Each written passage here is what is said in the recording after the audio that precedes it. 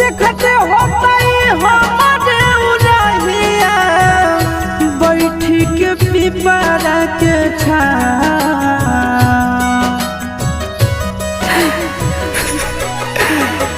देखते होता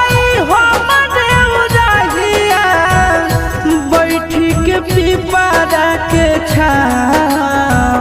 रुक रुक रुक अरे टरेनिया रुक रुक